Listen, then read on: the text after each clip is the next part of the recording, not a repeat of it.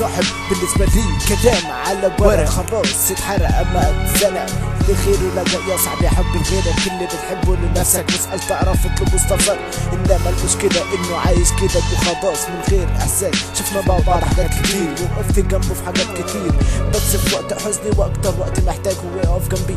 بعد عني مش هقولك غير شكرا ليك بس انا مذهول مش عارف ده حلم ولا علم خلاص زهقت وفهمت انك في التغيير ما بتقدرش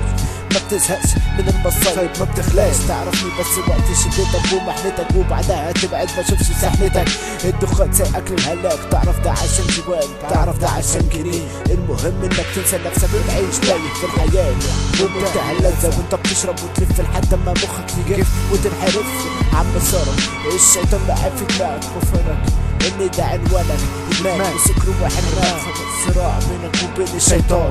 يا صاحبي نصيحة مني اسمع مني غير مسارك قدر بدل ما الناس تقدرك غير حياتك قبل ما يجي وقت موتك وقت ما يفوت الاوان وتبقى ندمان وفي اللي انت عملته تكون سرحان ومش عارف تنام قدر الناس وقف جنب اصحابك غير حالك ويا ريت تخلي بالك ان مفيش حد هيخبط على بابك كله هيسيبك حتى ما يجيلك الموت يشيلك انا بنصح فيك مش بسب فيك واللي عليك انك تعمل اللي قلته دي